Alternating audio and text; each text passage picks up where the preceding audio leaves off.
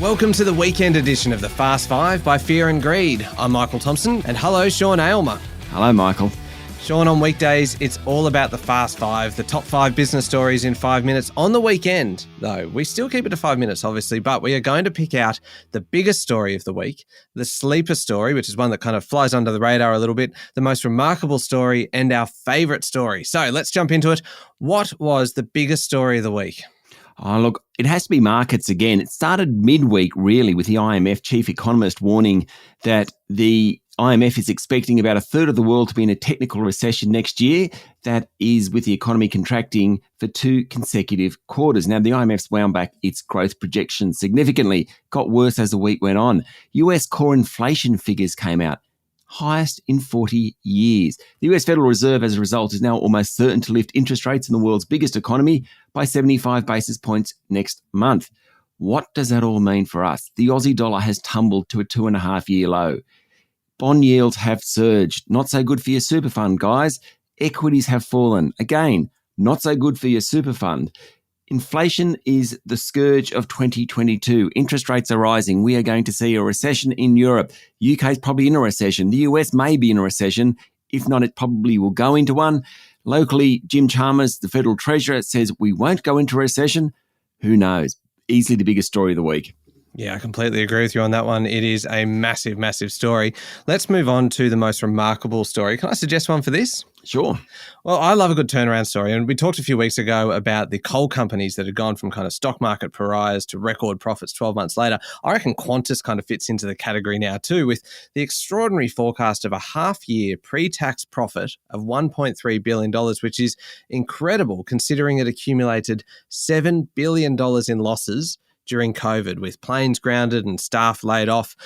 Qantas survived the pandemic. Demand is now soaring, but it has had a PR nightmare over the last, say, kind of 6 months or so. Late and cancelled flights, lost luggage, the threat of industrial action. Fares are really, really high. But put it all together, and that's kind of what makes this story so remarkable. Clearly, for all of its problems, we are still flying with the national carrier. And judging by the share price this week, investors are pretty happy too. Yeah, look, that is a remarkable story. The other one is a corporate story. It's the banks. What a remarkable turnaround in sentiment for the big financials. And it's all because Bank of Queensland came out this week and said net interest margins, that's the difference between what a bank pays on a deposit and receives on a loan, have expanded. That's what big investors have been waiting for, a sign that the rising interest rate environment will help the banks make more money. In 2 sessions, Westpac's share price went up 7%.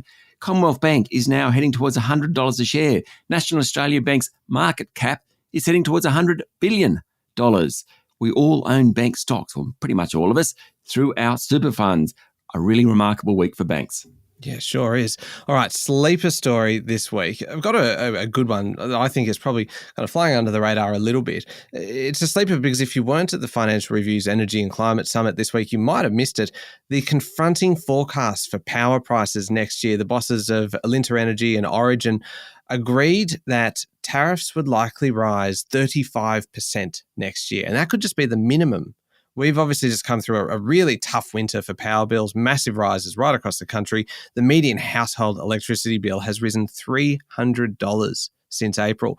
And you might think that a lot of people would probably be expecting that we're through the worst of it. But no, obviously, global supply crisis, the system is grappling with the transition to clean energy. As much as we'd like to think the worst of the rises are over, there is more to come. It's going to hit households hard and businesses hard.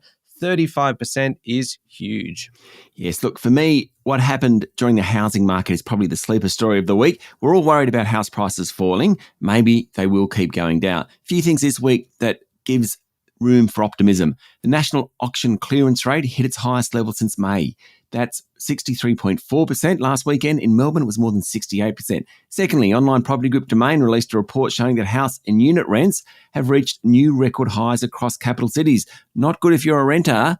Pretty good, though, for house prices. The other big factor that gives just a little bit more confidence about housing is how many people are trying to get into Australia. The federal government said about 2.2 million new visa applications were received since 1 June. More people, pressure on house prices.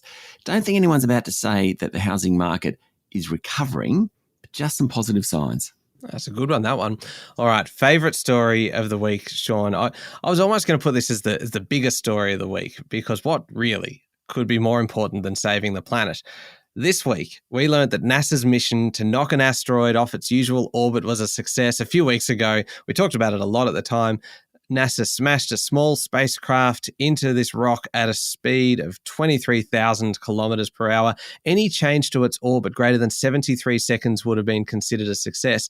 Instead, they managed to shift it by more than half an hour. What a massive triumph for technology. And I know I personally will sleep a little easier knowing that if we ever have an asteroid hurtling towards Earth, we might just be able to knock it out of the way. Yep, definitely best story of the week. All right, there we go. 5 minutes and pretty much everything you need to know in the world of business. Thank you very much, Sean. Thank you, Michael. We'll be back on Monday morning with the top 5 business stories in 5 minutes. And don't forget to check out our new podcast, How Do They Afford That?, featuring Canna Campbell, the founder of Sugar Mama TV, all about making your money work a little bit harder for you. I'm Michael Thompson, and this is the Fast 5 by Fear and Greed.